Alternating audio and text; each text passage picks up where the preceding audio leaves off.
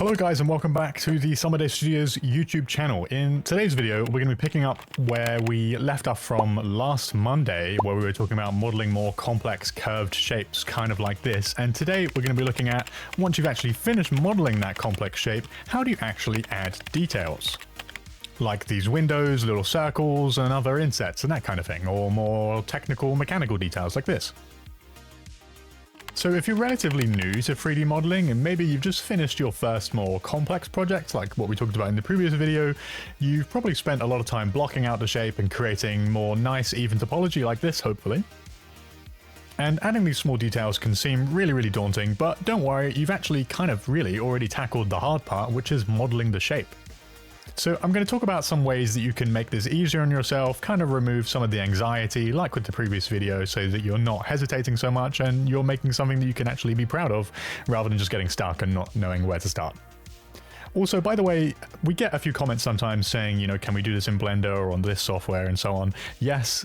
Obviously, the tools aren't going to be named exactly the same and they're not going to be in the same places. They might not work exactly the same, but all of these polygonal modeling software like Maya and Blender, they're quite similar in a lot of ways, and the principles, regardless of your software, are all the same. So if you're a Blender user, you're just as welcome to watch this video and take away as much as you can from this as a Maya user. I'm going to be recording in Maya, but again, this all applies to Blender too. So if you have your perfect or as close to a perfect of a mesh as you do, or as you've got, and you're worried about adding details because you don't want to mess it up, that's okay. We all experience that. Even people that have been 3D modeling for a really long time. I've been doing this for over 10 years. I still occasionally hesitate when it comes to adding details because I don't want to mess it up. I've just spent ages making this model. I don't want to screw it up. So what's some ways that we can make that easier? Well, first of all, like we discussed in the previous part, this is especially important for curved models like this guy here. Having nice, even quad topology, specifically having everything nice and square with evenly distributed loops, is really important, not just to maintain that curved shape overall, but also so that you can add details like these windows or these circles or this entire big section here with some more hard corners without having to worry about nasty pinching or artifacts when you go ahead and render or subdivide your model.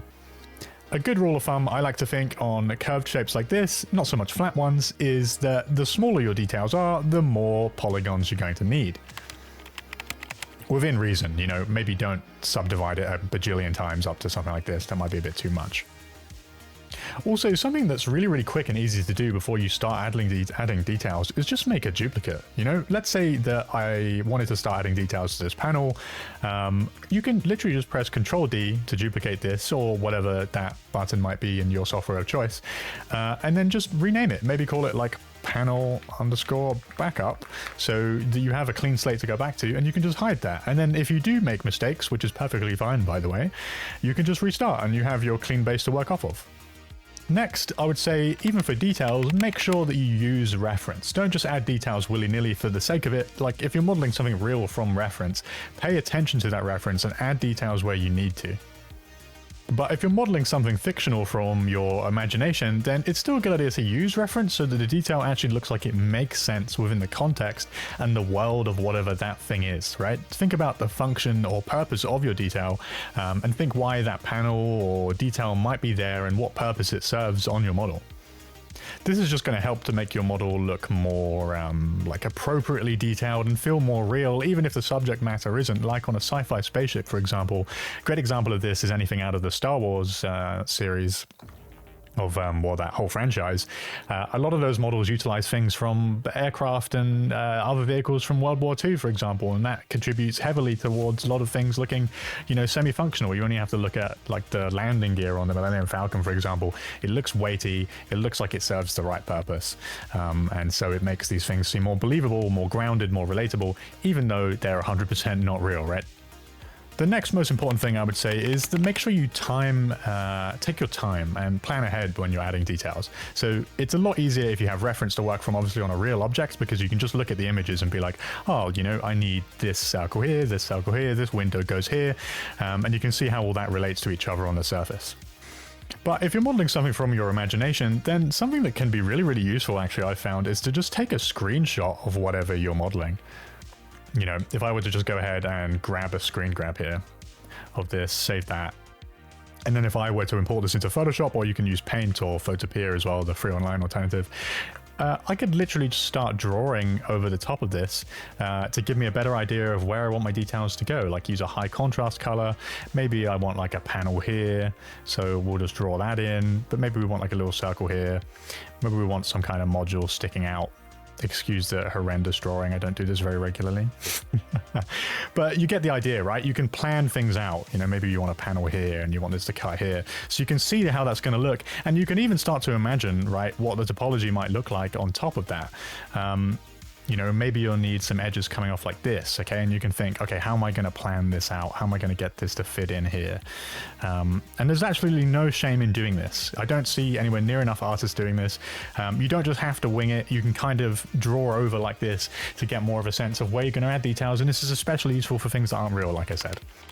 And lastly, really, is that this just takes practice. This takes time to get used to how to do. You might not get it right first time. I don't always get it right first time. The amount of times I've had to restart something and go back to the backup, like I mentioned earlier, you know, it happens. It still happens regardless of how long you've been doing this, especially if you're trying to get better and better. And that's okay. That's all part of the process, like with 3D modeling, like with most things in life, to be honest. But don't let that get you down. Keep going, keep trying, and you will get there. You know, that's how you grow, how you get better, kind of regardless of the pursuit, really.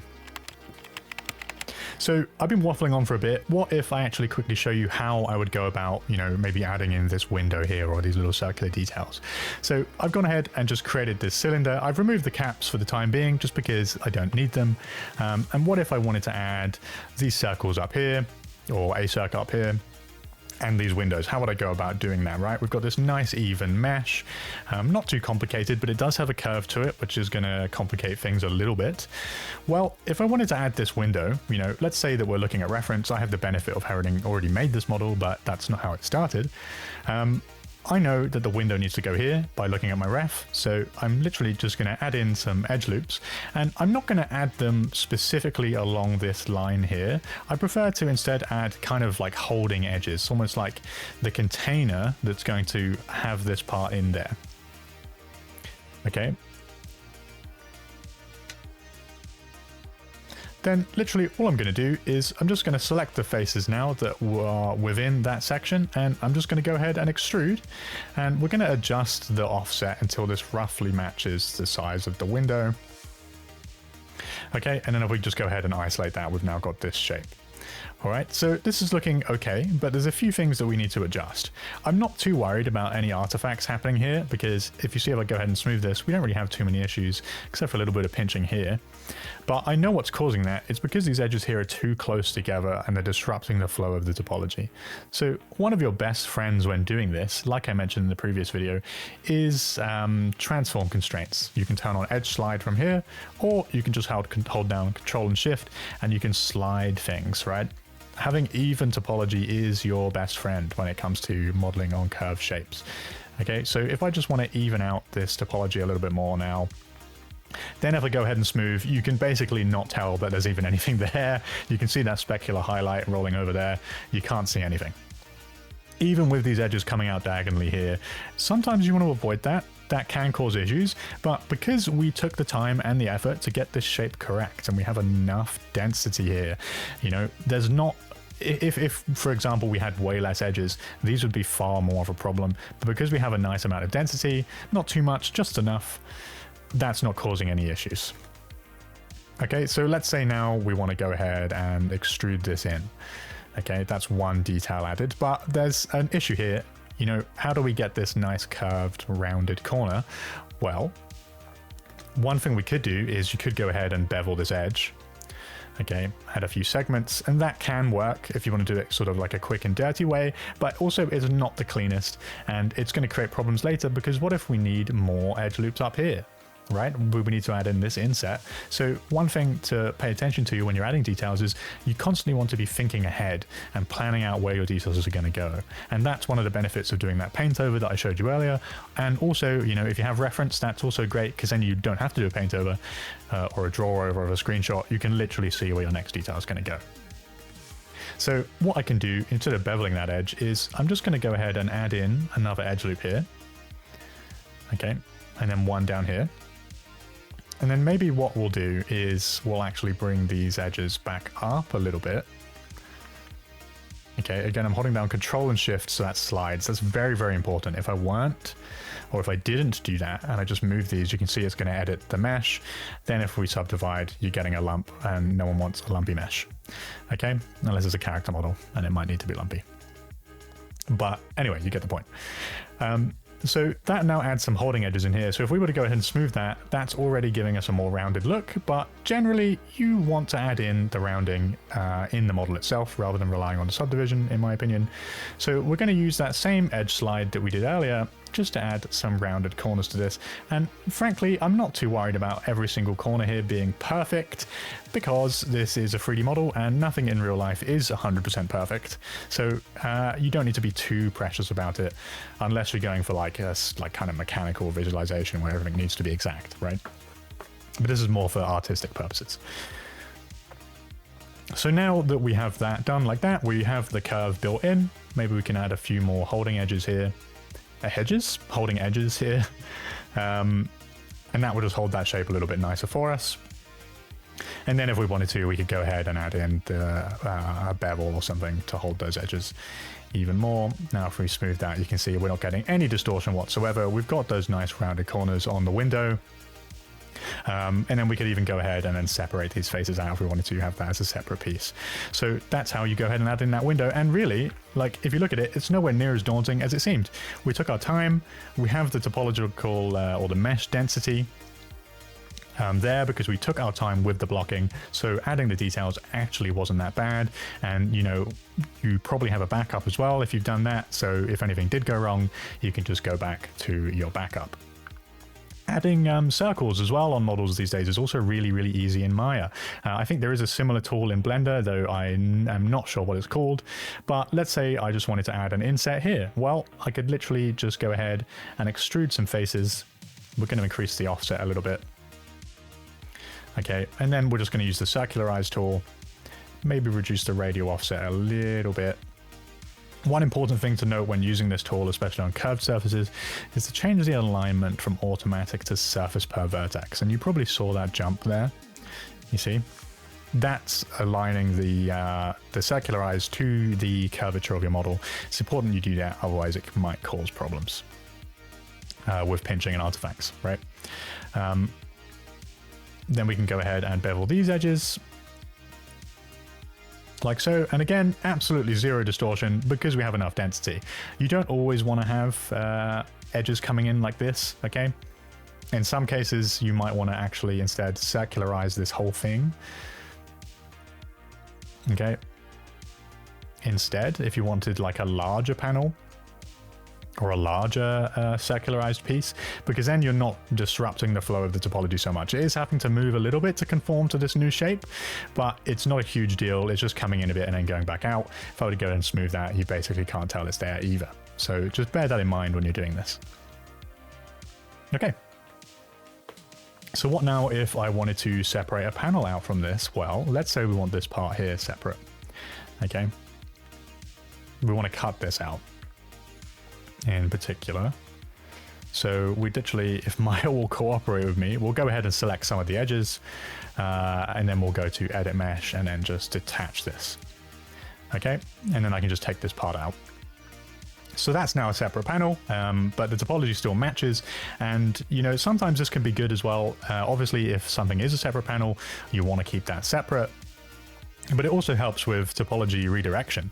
You know, if you need to add a bunch more details on here, which are going to increase all the edge loops, but you don't necessarily want those running around the whole model, then sometimes separating the part out can help you, because then you only have to worry about the topology on a small space and you don't have to worry about how it affects everything else. So that's another tool that you can use to make your life easier. And then if we wanted to have this look like a nice panel when we subdivide, we can literally just add a little extrude, and then we'll do the same here. Increase the thickness a little bit. Okay, and then if we were to go ahead and bevel these edges, make sure we get everything. Okay. Now if I go ahead and smooth that, you can see we're getting a nice panel line, and we could do the same on here as well.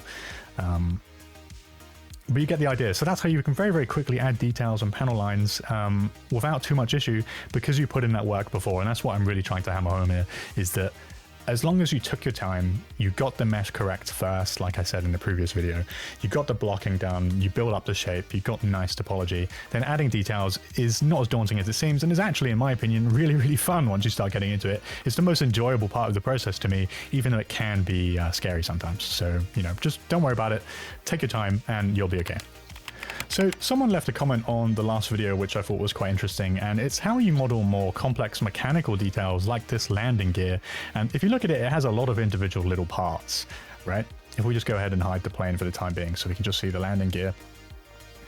You know, you might be looking at this and thinking, how on earth do I start this? How on earth do I start doing this? And the important thing to note is I based this heavily on reference. I looked at, you know, countless different images of this landing gear in real life. Fortunately, there are a lot of examples so that I could see from almost every single angle what this looks like and where things are supposed to go.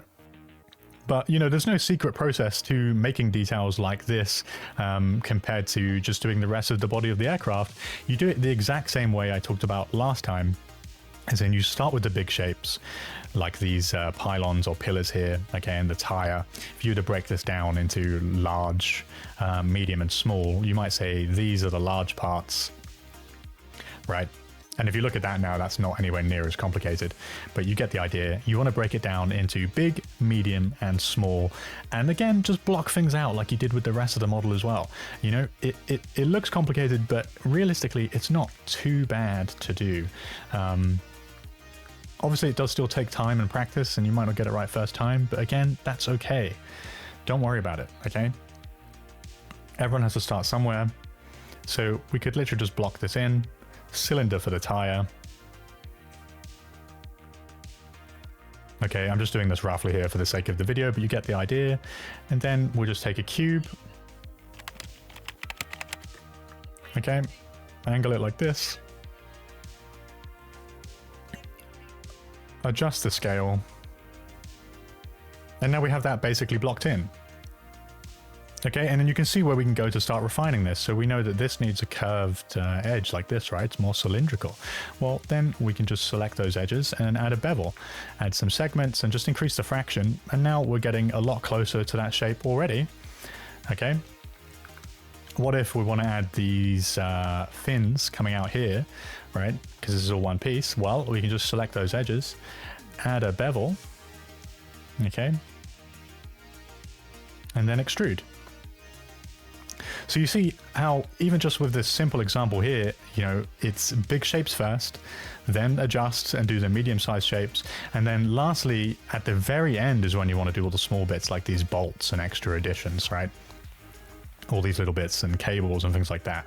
So as long as you're doing it that way, you're starting big, then looking at the mid-sized parts like maybe this sort of thing and these extra supports here, then you're going into the small details like the nuts and bolts and little holes and intersections and that kind of thing. Then you're gonna have a much easier time than just thinking like, oh god, where do I start? Should I start modeling like this bolt here? Or, you know, should I really focus immediately on getting the shape of like this stamped piece of metal here, you know? No, model everything big first, then medium, then small. It's the same for the whole model as it is for the small mechanical details. As long as you do that, you're going to have an easier time. One other advantage as well of starting simple is that you can fix things really easily. You know, if you start out complicated, get too complicated too quickly, you're going to have a much harder time modifying that and changing its shape or fixing problems if you notice them too late. So yeah, that's the video. I hope that's been helpful, and just remember as well that you don't have to model every single little detail like these bolts, okay? Unless that's what you're going for. If you're going for realism, you're creating some sort of study and you want to get down to those minute little details, that can be really fun too, and there's a time and place for that. But in a real studio environment, if you're trying to get into visual effects for film and TV or games, you may not always need to model all the small details. Sometimes it just doesn't make sense. You might not be seeing this from a distance or from too close up, you know? If you're only seeing this plane from this distance, you're not going to see those bolts, right? So you don't always need to do that. A lot of details like these panel lines can also just be in the texture if you are at a bit more of a further distance away, as this is especially true for games. So you don't always need to model everything, okay? With this model, I wanted to do more of an accuracy project just for the fun of it. So that's why I've gone ahead and done that, but you don't always need to do that. Just keep that in mind. It all depends on the purpose of the model and how close up you're going to be seeing it. And again, as well, if you struggle adding details, don't worry. That's exactly the spot you want to be in so that you can get better. It's okay to make mistakes, and that's perfectly normal to find it difficult to do, especially if you're new. I see a lot of artists these days comparing themselves to more experienced artists that have been doing this for a long time, and it's okay to compare yourself, but they do it so negatively. If you're going to compare yourself to other artists, don't do it in a negative way, okay? Don't look at them and wonder why your work doesn't look as good, or, you know, when you'll get to that stage. It can be good to compare yourself, but be careful, again, not to do it negatively. Take inspiration from these other artists and set it as a goal to strive for, rather than a reason to give up, for example, or beat yourself up, because everyone is always learning, no matter how experienced you are, including those other artists that you're comparing yourself to, okay? So, sure, try to get better at 3D. There's a lot of things that can be frustrating, but stick with it and don't give up. And again, you know, take a break if need be, take your time, but do not give up on it. Do not give up on it, sorry. And you will get there. So I hope this has been helpful. It's been a bit rambly this time. But as well, if you have any questions or concerns in the comments about anything that you're trying to do, I would love it for you to show me or tell me about those problems that you're having. I will absolutely make a video discussing how to do that, right? Like if you're trying to make something similar to this and you're not sure, you know, oh God, how do I create this shape here or this panel, and how do I have that extend out of this wing, or how do I do this with this spaceship model, or, you know, maybe you're modeling some sort of like incredibly complex engine or something. Whether you're a student, hobbyist, or whatever else, feel free to send in those questions and I'll happily answer them as to the best of my ability. I will entirely put up my hands and say this first. I don't know everything. I've been doing this for a long time, but I'm always still learning as well. And hopefully that is some sort of small comfort for you too, when on this kind of 3D modeling and art journey. So yeah, thank you very much for watching again. Really do appreciate all your support and comments and likes and things like that. Yeah, like and subscribe, and I'll see you in the next one. Bye-bye.